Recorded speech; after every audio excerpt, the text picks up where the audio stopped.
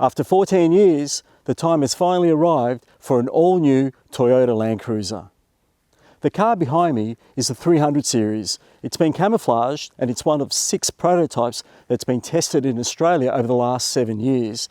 But we're going to get behind and inside this car to see exactly if it's got what it takes to replace an icon of the Australian motoring industry.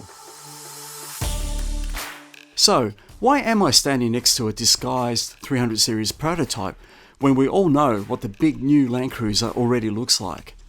That's because most of this video was shot way back in May at a secret location in Victoria before the final design was revealed to the world in June. Hence the camo on this hand-built, multi-million-dollar pre-production example. Plus there's more. I was personally bound by a strict non-disclosure agreement and so couldn't tell anybody else at CarsGuide anything about it. But don't worry, because Toyota promises us that the LandCruiser you'll be able to buy come October will drive pretty much identically to this final stage prototype. There's plenty to take in here, so I'll split this video into chapters with all the time codes here so you can skip ahead to anything you're particularly interested in. And if you're watching on YouTube, there are chapter markers in the timeline below to make it even easier.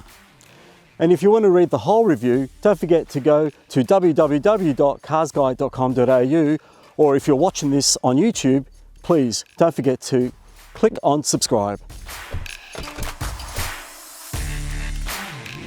Compared to the old 200 series, prices have risen between $7,000 and $10,000 depending on grade. And guess what? Now there's more to choose from as well, with 2 new trim levels at the top of the range, with the Sahara ZX aimed at luxury buyers and GR Sport adding more adventure cred. The range still starts with the base GX, moving up to the popular GXL, VX and Sahara. The GX comes better equipped with safety like AEB, active cruise and updated phone connectivity. The GXL brings 7 seats, more comfort and driver assist tech and 18-inch wheels. Choosing the VX adds rear AEB, 360-degree camera, even more active safety, a bigger 12.3-inch multimedia screen, and Toyota's new multi-terrain system, among other luxuries. Going Sahara means an upgraded 14-speaker sound system, a head-up display, and even more gear. It's the top 7-seat version. The new GR is the one you'd buy if you're serious about outback touring, and you can pick it by its tougher unpainted body sections and black wheels. It also scores front and rear diff locks and an improved version of the 200 series legendary KDSS sway bar disconnect system, as well as adjustable dampers. The new top-of-the-range Sahara ZX aims for a more opulent look with a few more luxury features. You can pick it by its shiny 20-inch wheels, and at this stage it seems you've got to spend this much to get a powered tailgate. Now, the new 300 series might look like the old 200 series, but despite similar styling, there's a world of difference underneath. But while the body structure features high-strength steel, the bolt-on bits, such as the door, the mudguards, the bonnet and the tailgate, are made out of aluminium, and that's the first time in the LandCruiser's 70-year history that that's happened. The upshot of that is a lighter body, and combined with a lower centre of gravity and downsized lighter engines, it means that the new LandCruiser is around 200 kilograms lighter than the old car, grade for grade. That, in effect, means that the car is about, I don't know, a quarter of a Suzuki Swift lighter than the old one. That's progress. Dimensionally speaking, the new LandCruiser is about the same size as the old 200 series. That's because Toyota's research has shown that people were happy with the size of the old car, so why change something that ain't broke? The tailgate, by the way, is now a one-piece lift-up door, not a split design like your granddad's old Holden-E-H wagon or barn doors like, well, a barn. A first ever for LandCruiser. That's a big change, but you'll still need to be a bit of a train spotter to pick new from old. Having said that though, if the LandCruiser's exterior design is evolutionary, the interior design is an absolute revolution for the series. The funny thing is, the 300 series interior feels roomier and larger than before. Maybe it's the deeper windows or the fact that there's more space for the driver in relation to the steering wheel, but it just seems like a more spacious vehicle. The dashboard is a big step forward for the LandCruiser. It's got this large touchscreen multimedia system with swiping ability, although it wasn't working quite as well in this prototype. The instrumentation has a 3D effect, which makes it look really classy, quite upmarket. The driving position is very comfortable. Probably my favourite part of the interior are the front seats. They're larger than before and they offer more support, but also the cushion is wider and flatter, so it's easier to get in and out of. And yet the bolsters on the side are big enough to hold you in place while you're cornering or when you're going off-roading, which is important in a LandCruiser. Basically, they're better seats all round. Finally, and speaking of seats, the 300 series third row thankfully no longer folds up into the sides of the cargo area, but instead is a one-piece item that lowers into the rear floor section. LandCruiser, welcome to the 20th century. It's too early for the 300 series to have an ANCAP safety rating, and we don't even know how many airbags it will have, but we're expecting a high standard of safety given the significance of this new model. Even the base model includes AEB with pedestrian and cyclist detection, active cruise control, lane departure warning and hill descent control. But you'll need the GXL for rear cross traffic alert and blind spot monitoring, or stretch to the VX for rear AEB, 360-degree camera and lane assist. Clearly, not all 300s are made equally. The most controversial aspect of the new LandCruiser is the swapping out of the old 4.5 litre twin-turbo diesel V8 for an all-new 3.3 litre twin-turbo diesel V6. Not only has the 300 series gained 27 kilowatts of power and 50 Nm of torque, it also enjoys a much stronger power-to-weight ratio, nearly 91 kilowatts per tonne versus just 73 kilowatts per tonne. This means it can do more and go further with less. There are also 4 extra forward gears for the all-new 10-speed automatic transmission, and all arrive with permanent four-wheel drive and low range. Note, sadly, that the manual gearbox has been discontinued. Compared to the 200 series, the 300 series uses just over half a litre less fuel, according to its official combined fuel number.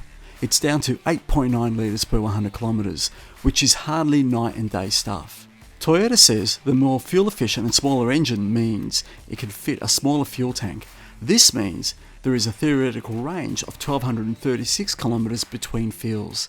That's down from 1,453 kilometres due to the old model's 28 litre larger tank. Like all Toyotas, the new LandCruiser gets an industry average warranty of 5 years, unlimited kilometres. All other information regarding service intervals and cap price servicing will be revealed at a later date. This is not an authorised government announcement. So, it's a rainy May day near Anglesey in Victoria, and we're here, key in hand, among the first in the entire world to drive 2021's most anticipated new model. So, the question on everyone's lips is, who wore it better? Oh no, sorry, that's a different video. The question on everybody's lips is, does the new 3.3 litre twin-turbo diesel perform as well or better than the 4.5 litre twin-turbo diesel V8 that it replaces? Well, let me say that in the limited time we've had here around Anglesey, the car certainly feels at least as fast and certainly quiet and smooth and refined in the way that you'd want a all-new V6 engine to be. Secondly, the 10-speed auto transmission seems to, shuffle through each of the ratios like quick sticks, no real delay or lag or jerkiness, so that's a good thing. And thirdly, we did a towing test with 3,000 kilograms and a 10% load on the ball. We found that the towing capacity of that car was as smoother and more effortless than driving the similarly hitched 4.5 litre V8 200 series. So as far as I'm concerned, that's a win for the 300 series.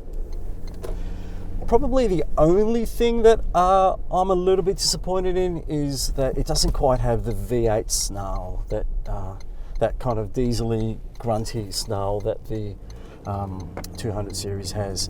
Having said that, I can only do 60 here, but having said that, this is hardly, you know, a bad sounding engine by any means. And at this point, I don't know what the fuel consumption figures are, but they promise to be a lot better than the current car. So if that's the case, then that's a small price to pay for significantly increased efficiency. Now, even though the LandCruiser retains a double wishbone front and 5-link rear suspension system, it's been completely overhauled and redesigned for this configuration, and combined with the hydraulic electric steering system in this higher grade model I'm driving at the moment, the handling and ride qualities are comparable to most luxury SUVs. I'm not going to say that this is as good as, say, a BMW X5, because it just can't be, being a ladder frame chassis vehicle, but gee, it feels so much tauter and tighter and more in control than any LandCruiser series I've driven. Now, I've driven a lot of them in my 25-year history testing cars, and before that even, and I've got to say that this is one car I can certainly live with around town, and you couldn't say that about a LandCruiser before. So again, a win for LandCruiser fans. Also, folks, keep in mind that this is a prototype we're driving. It costs millions of dollars. It's extremely precious to Toyota. In fact, it's going back to Japan and being torn down just so they can glean even more information out of it. So never mind the camouflage and the sticky tape and the gaffer tape and the wires and all that hanging out, because even with all those things and gubbins poking in and out of this car, it's still very clearly a car that is more than just generationally better than its predecessor. This is one that I think raises the bar for all 4x4 wagons with this level of off-road capability anywhere in the world. So, has the new 300 series been worth the wait? I reckon that's a big fat yes. Toyota set out to build the best 4x4 off-roader it can with the 300 series, and it succeeded admirably with its new driver control systems, off-road systems, and greater strength in its body and chassis. But more importantly, I think that they've made a car that now competes with luxury SUVs on road, thanks to better steering, better handling, and a better ride. Those things, along with a more refined powertrain and greater efficiency, makes the new 300 series one of the best luxury SUVs you can buy. We haven't driven it yet on local roads, but our first impressions point to something that is truly special. Well done, Toyota.